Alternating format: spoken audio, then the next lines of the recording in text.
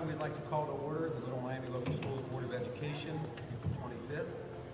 Roll call, please. Mrs. Grice? Here. Mr. Cremines? Here. Mr. Nemish? Here. Mrs. Jornet? Here. Mr. Haas? Here. If y'all could join us as we're going to sing in the Pledge of Allegiance. I pledge allegiance to the flag of the United States of America and to the republic for which it stands, one nation, under God, indivisible, with liberty and justice for all.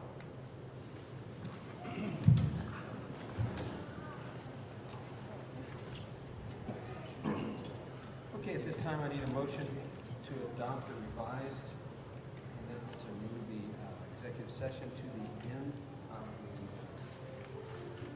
the meeting. I need a motion. I'll move. Ms. Grice? Second. Mr. Cremines? Roll call, please. Mr. Cremines? Yes. Mr. Nemish? Yes. Mr. Jornet? Yes. Mr. Haas? Yes. Ms. Grice? Yes. Okay, this time we need a motion for the reading of the minutes, March 29th, 2016, regular meeting. I'll move. Ms. Jornet? Second. Mr. Cremines? Roll call, please. Mr. Nemish? Yes. Mr. Jornet? Yes. Mr. Haas? Yes. Ms. Grice? Yes. Mr. Cremines? Yes. Okay, at this time, we have an intermediate student recognition. Mrs. Timmerman, who's doing that?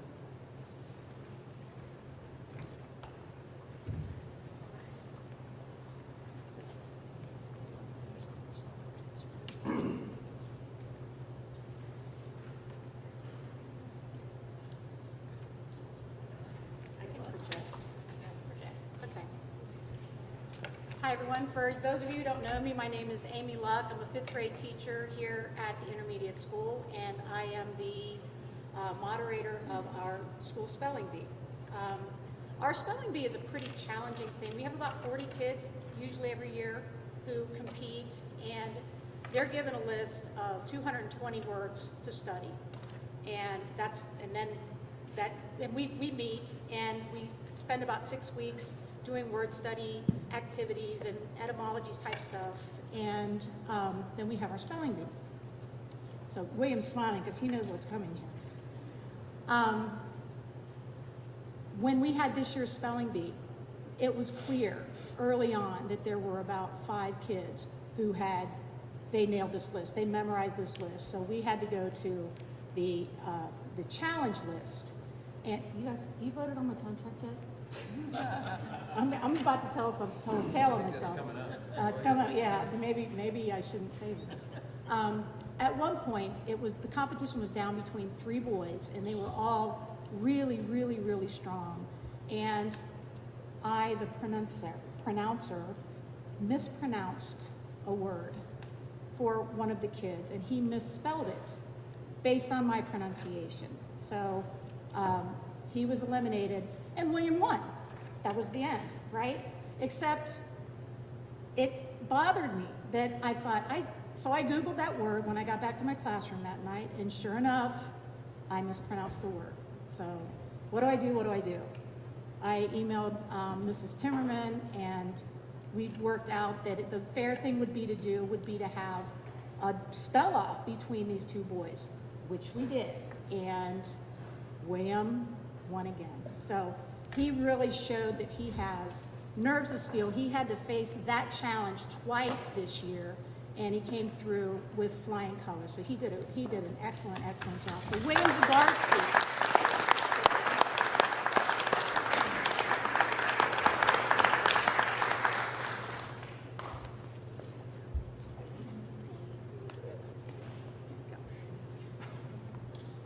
Next up to present is Mrs. Judy Todia.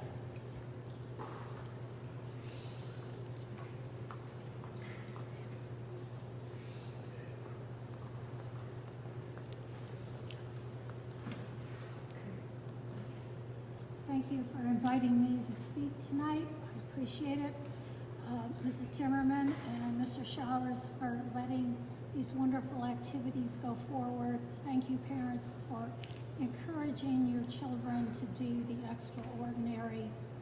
And thanks for all the fine 6th grade students who have done the extraordinary.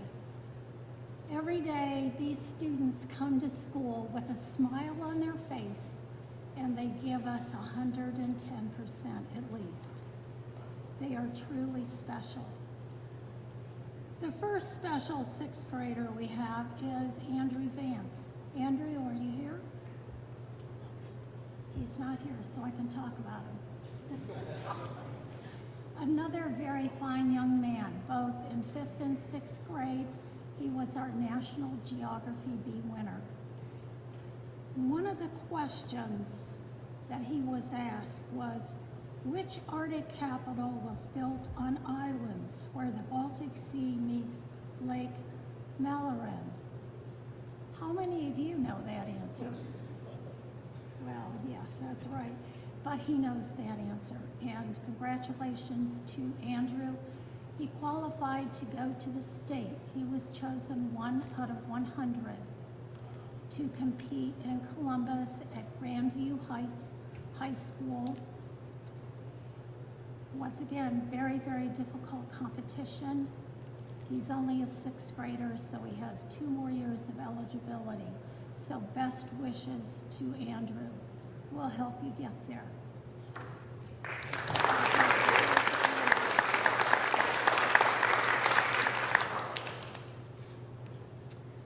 Once you give me the microphone, you can never take it away.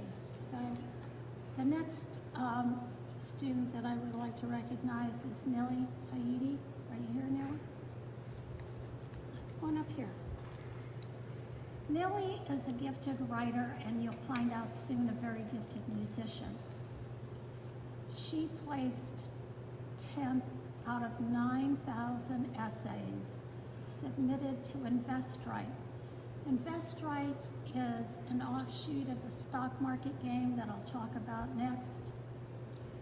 Her prompt was writing to, if you could design an app for your smartphone to help you in the stock market game, what features would it have? She wrote an essay between 400 and 800 words.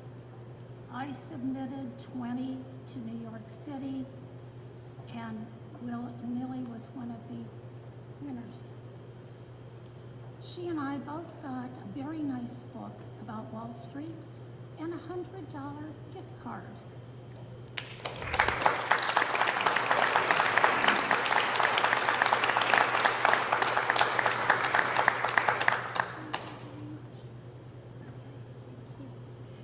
Nilly's going to be going with us tomorrow. The stock market team called the Four Stocketeers will be traveling to UC for the Portfolio Challenge.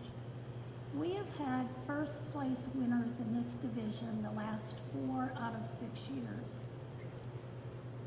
This time I think we have a real winner. The top prize is an all-expense trip to New York City. These gals have picked out their outfits. They had their bags packed before the game began. They are ready to go. The stock market game is a simulation of the stock market. Each team receives $100,000, and the purpose is to increase their equity over a 9-month period. Those girls are Carly Boldman. Come on up here, Carly.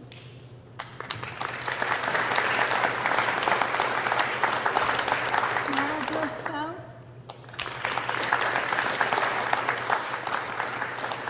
Justine Klein. And Lauren Holt.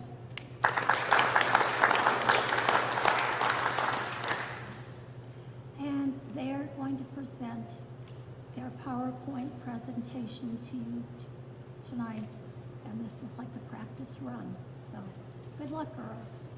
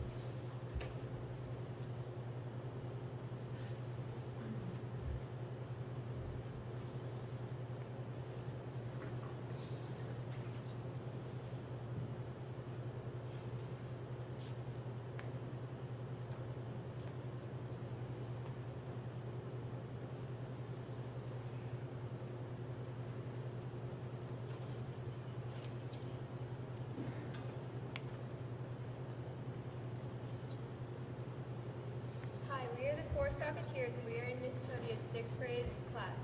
We are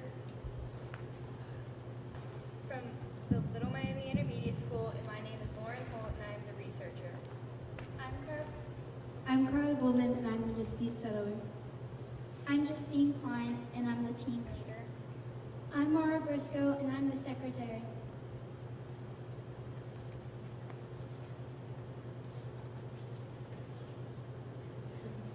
Before beginning the stock market game, we didn't even know what a stock was. Throughout this journey, we became more experienced with buying and selling.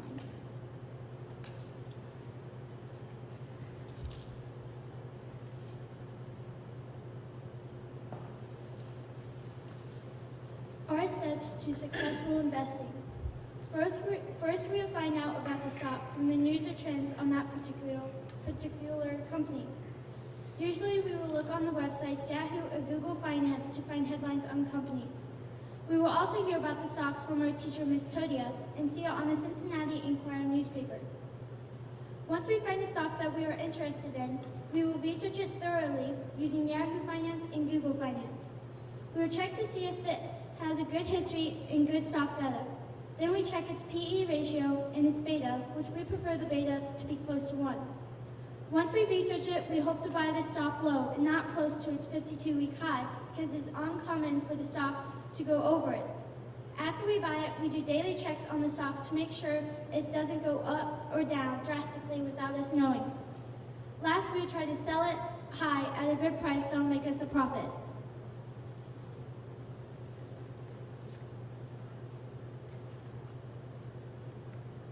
Our main profitable stocks were Keurig Green Mountain, Dow Chemical, and DuPont.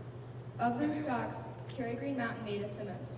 Our main losses were Yelp, Sears, and Ulta. Of those stocks, Yelp lost us the most.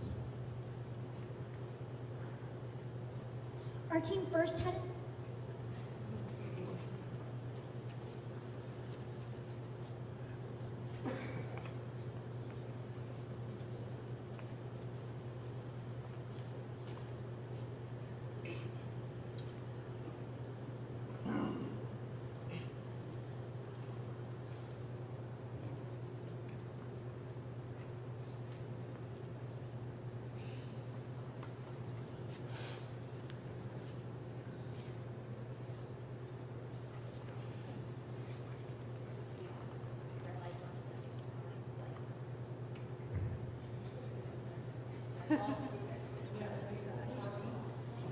Everybody in this building that knows tech.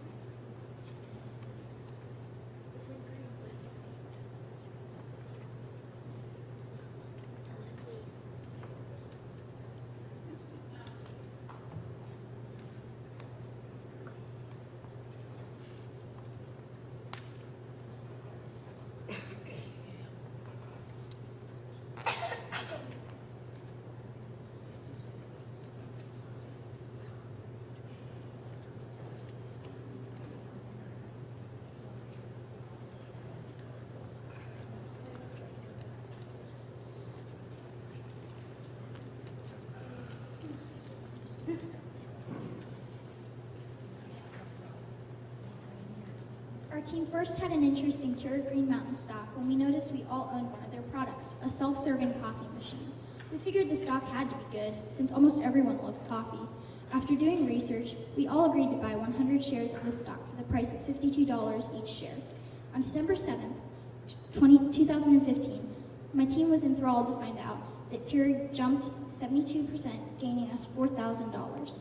This happened because JAB Holding Corporations acquired Keurig Green Mountain, which valued the company at $13.9 billion. At the beginning of March, GMCR randomly disappeared from our portfolio. We had suspicions that another team hacked into our account and sold it. After thoroughly researching this, it turned out that Keurig became a private stock. We went into detail about the stock because it literally gave us hope. We jumped from last to first place overnight because of Keurig Green Mountain. We had found Yelp by looking at its competitors for Google. We had researched Yelp and decided to buy it. It seemed to have a good history and was bound to make us money. We bought 400 shares for $23.56 each. It was doing good and making us money. And it soon started to go down, and we freaked out and didn't want to lose so much money, so we sold 200 shares of it for $22.65, which was 91 cents less than what we bought it for. It started doing good again, so we followed the buy low, sell high rule, and we sold the last 200 for $30.29, which was $6.73 more than we bought it for. But that wasn't the end. We saw it going up, and we thought we were making a mistake by selling it. So we bought it again at $30.33. But it wasn't a week or a month later, but 6 minutes.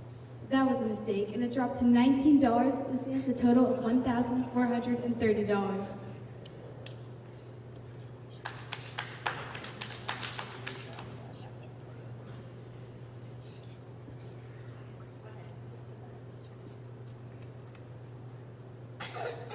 How we diversified. We had many different stocks with many different business sectors, including consumer, transportation, technology, healthcare, and more. Some examples of those are Walmart, Keurig Green Mountain, Yelp, DuPont, Dow Chemical, Ulta Beauty, Party City, Tesla, and Dollar General. How we worked together as a team. All of our decisions had to be unanimous. Whether we were buying or selling a stock, we all had to agree and do equal research. We would share our ideas when we thought that we should buy or sell certain stocks, or if we had any idea that could help us in the stock market game. After Keurig Green Mountain jumped, we decided to log down all of our notes. This is when we first thought we would have a chance at winning. So we wrote, so we started writing this down from when Keurig Green Mountain jumped to when the stock market game ended. Once we got the notebook, we decided that we should switch off each week and have one person work on it. In the notebook, we wrote our stock's prices, our total equity, and what placement we were in the stock market game.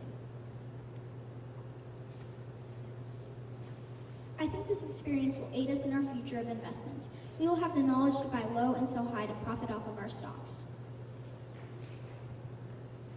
This will affect our future because there are many different adult situations that the stock market skills are needed in. For example, it'll help us analyze a retirement fund, or if we need to look for companies for jobs, we will know how to find what's doing good and bad by researching its stock portfolio. The stock market game will affect our future because it has made us more interested in stocks and more likely to get a job that deals with stocks, such as being a stockbroker. Stocks that we have invested in may help us in later times when we are investing. We can go back to these stocks such as Dow and DuPont that would be good for long-term investing. And for citing sources, Yahoo and Google Finance allowed us to find stocks along with their PE ratio, beta, and their 52-week range. Mr. Hauser, which was a student's dad that is advanced in the stock market, would come to our class and would give us helpful tips when investing. Mrs. Todia would give us the Cincinnati Enquirer, which was a newspaper article on stocks to buy or avoid and what's happening with companies.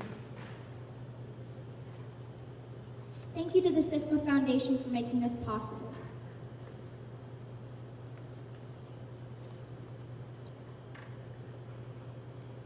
Special thanks to the Little Miami schools for giving us the opportunity to compete in the stock market game. Thank you to our teacher, Ms. Judy Todia, for giving us recommendations and important information about the stocks. Also, thank you to Mr. Greg Hauser for teaching us all of the basics and skills of buying stocks. And thank you to our families for letting us come to UC and letting us stay after school to work on this project. Thank you for supporting us throughout this journey.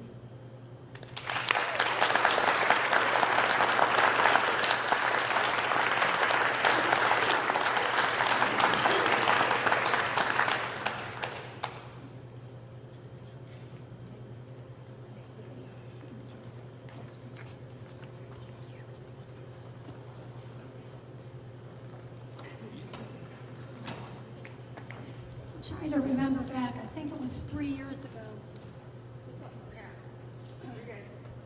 Okay. We went to UC and they had no electricity. So they had to present, sort of like how you presented today. Yeah, difficult. Andrew is here, Andrew Vance, our first place geography be a winner. Andrew, like that shirt you got on there.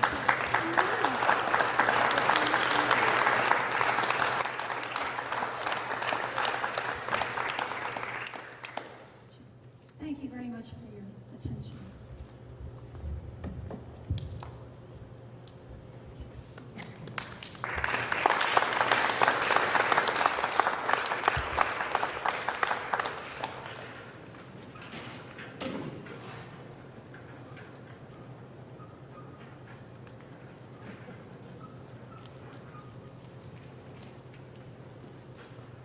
Okay, at this time, the intermediate performance, Mr. Morlock, setting up over here.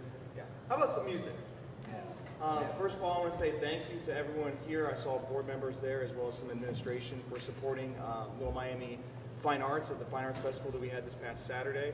And thank you so much, especially if you made it out at the very early time of 8:30 a.m. to support the 6th grade band, which they did a wonderful job. I'm very proud of them. But sometimes we have students that go above and beyond what we normally do in the band program. And these two people behind me, Nili Tahiti, who you already met, and Tyler Kaverchik approached me and said, Mr. Morlock, we want to play a song. And I said, okay, what song you want to play? And they said, The Entertainer.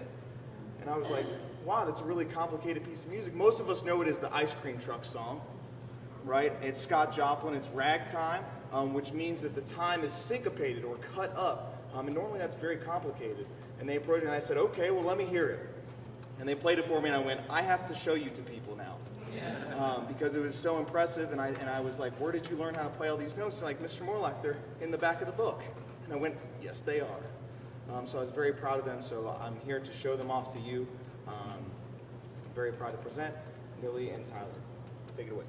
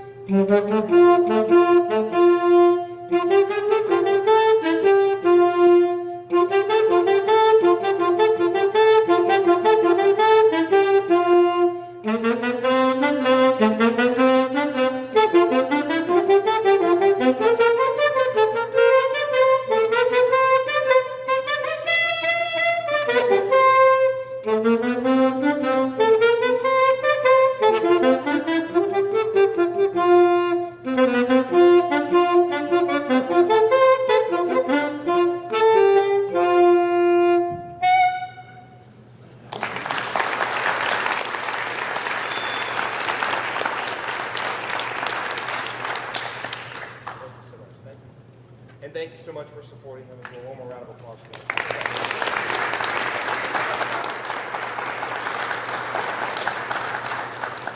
Thank you again.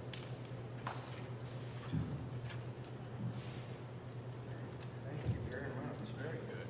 Yes. Very impressed. Ms. Todia, what was the answer to the question? That's that kid. He knows. Ask him. Ask him. What's the answer to the question? Of the island?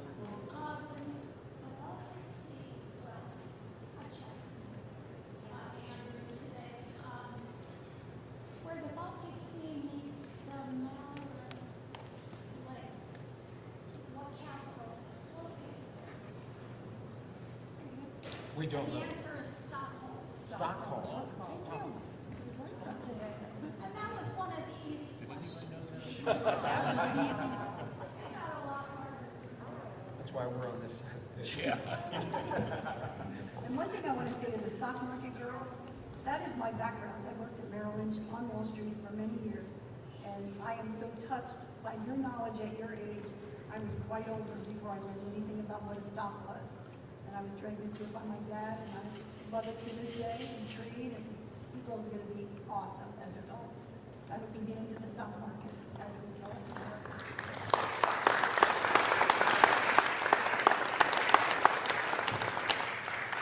And I'd just like to say what a talented group we have here at the intermediate. I've never seen a diverse talent there, so we're very proud of you. Yes. Okay, thank you again. At this time, communications and/or visitors to the board. Next up, we'd like to have Mrs. Morgan, our curriculum director, come up and give the board an update on our curriculum update. So I'm going to update you from this side while they're setting up the projector on that side for the next slide. So I would like to update you tonight on two things. First of all, the high school focus committee that we're looking at curricular resources, and then our learning management system selection. So first of all, I wanted to talk to you about the curricular focus team. There are 9 teachers that have volunteered to be part of this team. All core content areas are represented. We began meeting in January. We meet monthly. We began by working through kind of the misconceptions and the concerns around the new resources that we're going to be looking for at the high school. I believe at this point, we've successfully addressed all of the concerns, and now we're ready to move forward with the conversation on what kind of curricular resources we need to have. So basically, I asked the team to go back to their members of their departments and talk to them about some particular questions around instructional practices that best support their content areas, about student needs that currently are not being met within their content areas, about resources that will best meet those student needs, about Little Miami students, and are they leaving our schools with the technology, knowledge, and skills that they need in college and careers? And then the last question is, would you like to see digital resources in your content area, and the pros and cons around that? And so the pros that we came up with, or they came up with and shared back, and I kind of summarized these and put them together. The pros are to link students with outside world resources that are current, increase access to resources in general, increase the level of rigor in our questioning techniques, increase our lesson simulations, especially in the areas of math and science, increase our virtual lab usage, again, especially in the area of science, being able to create a more individualized instruction and pacing for our students, and then again, that general access to technology for our students so that they can be better prepared to go to college and career when they leave Little Miami. On the flip side, they had some concerns. Is our network and the computers that we have reliable enough to teach digitally every day? And that's something that Steve and I have talked quite a bit about. The lack of student technology knowledge. You know, over and over we've talked about students are very technology savvy. They are, they automatically get it. They automatically know. Going into the high school and working with students, we found that that isn't the case. Now, they're very savvy with their phones and social media and those types of things, but in general, technology savvy, they were not where we thought that, or I thought anyway, that they were. So we do need to increase that. They talked about the lack of just typing instruction at the high school. We have taken care of that, I believe, next year with some changes in curriculum at the junior high level. They talked about making sure that our PD for teachers was robust enough to get them where they needed to be in order to teach their students in a digital environment. And then we still come back to that question that we've had all along, which is lack of internet access at home. How are we going to handle that particular situation? So looking at those positives and those concerns around curriculum and around the resources, I think at this point we're ready to have that conversation as to what do we want our resources to look like. The conversations have been that they don't want it to be all one or all of the other. That pendulum that swings one way or the other and is 100%, they feel like the best environment is going to be a digital environment that has some paper pieces to it as well.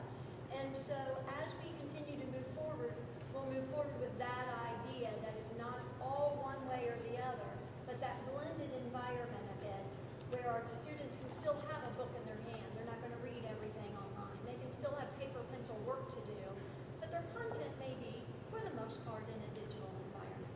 We're still working through some of those pieces. Next year, we will begin looking at resources prioritizing what content and what classes, but then those content areas need to be looked at first. For example, we know government is right at the top of the list. We know that that our pre-calc books we don't have enough for our students. They are so very old. We can't rebind them anymore. They're too old to be rebound. So we've got, starting on that prioritized list of what content and classes do we need to start with as we work through this process. The cores will be where we would start, and then within the cores, the prioritized within the cores. Our next meeting for the focus team is this coming Wednesday. Questions on the focus team?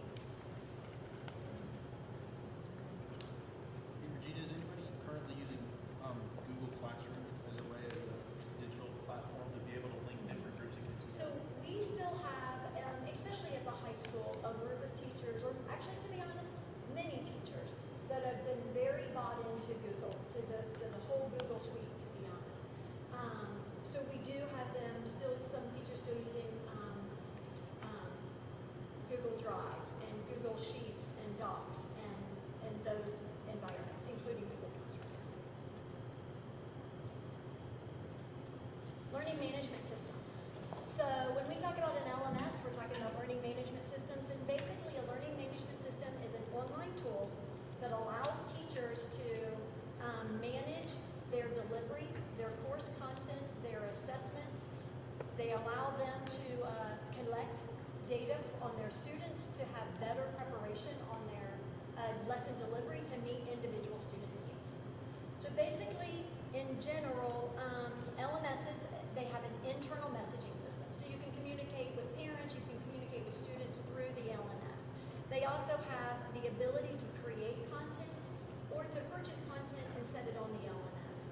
Now what we would probably be doing is a combination. So when we purchase content, teachers still add into that content. They still supplement it where there's maybe a weak area or something they want to add into that content. So teachers can actually create content and blend it right in with purchase content on the LMS. It allows you to complete assessments within the system if needed or if wanted. It allows them to collect student data, and again, to better prepare lessons, those differentiated lessons. They can look at the student data and determine who needs what and at what level.